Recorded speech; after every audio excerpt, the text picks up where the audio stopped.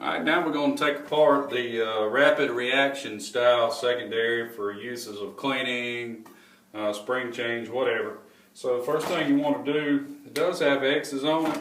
Here's an X, but just go ahead and mark it with a marker so that when we're all done, you can get everything lined back up. I'm even going to mark this shaft, every piece of it, back together with a mark. There's an X here, but on this one, the X is right here. So just get some marks on everything so that we're all done and be right back where you started.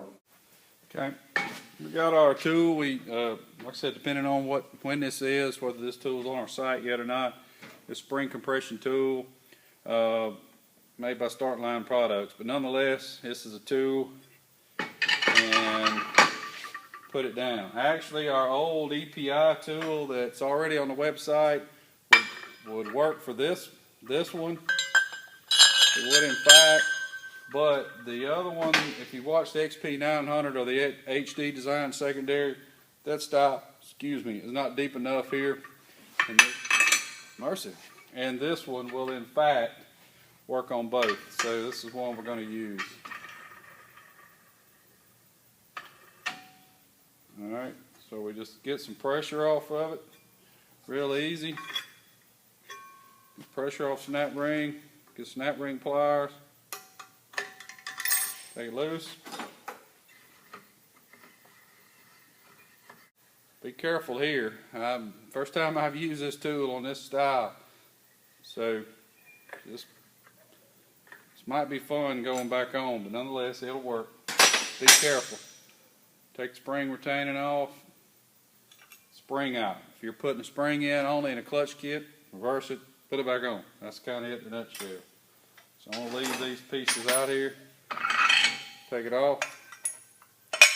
There is a spring cup, and on this particular model, I'm not schooled today on the rapid reaction. I'm more of a roller style guy because that's what we sell aftermarket. And nonetheless, make sure you get it, see where it comes off, take it apart. Alright, once we got our spring off and cup out that we had, then you just simply roll it out, take it apart. Alright, according to the service manual, the rollers in here are not serviceable. If there's a problem with a roller, then it said you got to replace the movable sheet. In my opinion, if you're going to do that, I like the roller style, the heavy duty style. Replace it with this and get some engine braking if you don't have it. Smoother operation. I wouldn't buy another one of these Polaris. Anyway, on this one we're just going to clean it up a little bit. I like to use carb cleaner because it dries fast and doesn't leave an oily residue. So I'm going to clean the shaft up. And then when I'm done, I'm just kind of doing it now, but I'm going to clean this belt surface. Some people use a Scotch-Brite pad, scuff this back up. I don't know whether it does anything or not, because that belt's going to wear it smooth pretty fast anyway. There's even been some people that put machine marks on them to help grip the belt, but again, I'm of an opinion that it doesn't matter because the belt's going to rub it down anyway, and so I don't do that. I just clean them back. So get our shaft all clean at this point.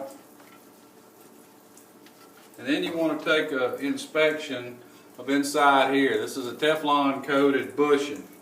Now the manual states to check the bushing to see if any of the Teflon coating is off. This particular one, there is some of it gone, but it's kind of dirty. Now I can either sell this guy a whole one, or I can buy him some time by using some Teflon lubricant that dries almost instantly, and he should be able to go back to riding and buy some time without getting a secondary. So that's what I'm going to do. Now I'm using a liquid wrench dry lubricant. This is a Teflon based stuff, and it's really thin. And it does not, it's really thin, it doesn't attract dirt, dries real fast.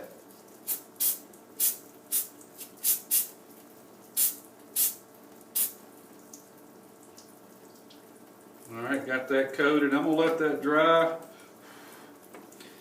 And you don't have to do this. Some people's going to disagree. That's fine. But I'm actually going to put some on his shaft. Polaris says doesn't lubricate it at all. I've got an engineer customer of mine that swears by it. We're going to try it. You know, like I said, things change, time change, depending on when you're looking at this video. We may no longer recommend it. This is kind of a personal preference thing. So I'm going to spray some on the shaft as well. Now, before that dries too much, if I got any on the sheave surface, I'm going to go ahead and take my carb cleaner, go back over this, because you surely don't want any lubrication of any kind on this sheave surface. Alright, that's drying pretty good. Alright, I'm going to let this dry a few minutes, this lubricant, before we put it back together. Actually, also, just while we're letting it dry, this engineer, customer of ours, he said it'll kind of flake up, turn to white crust, but he said that'll come off. But this stuff actually impregnates the metal and actually will lubricate for a long time. So like I said, this ain't something we're necessarily recommending. We're going to give it a try. If you want to try it, knock yourself out. Don't work for you. Don't blame me. It's just something we're trying to do. Alright, since the rollers aren't serviceable, the least I can do is clean some of the residue off of them. And as long as they're not wore out on these shafts, they'll be reusable. So I'm again taking my carb cleaner and getting some of this aluminum residue off of them. Alright, now like I said, they're pretty tight once they get back in place, but they were real loose or completely out, you'd have to replace the whole sheave. Alright, I'm fixing to assemble this thing back together. Just make sure, oh, I got it backwards.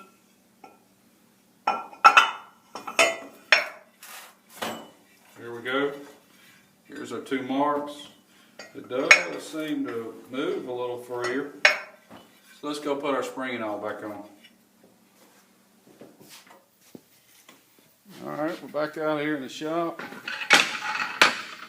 Let's put our spring cup in, spacer, our spring, and our spring retainer. Now, like I said, this shaft's a little short, so I'm going to press down.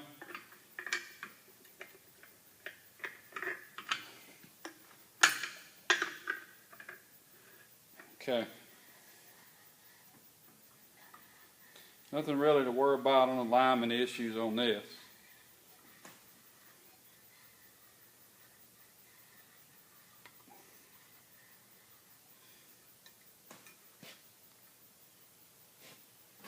Snap ring pliers.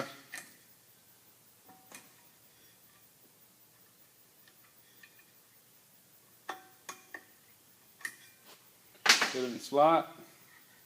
Take spring pressure back off.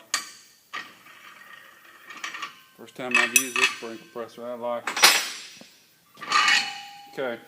Probably wouldn't be a bad idea, depending on when you want to do it. You know, I didn't do it, and this is just, forgive me for this videos and doing it in real life, do different things.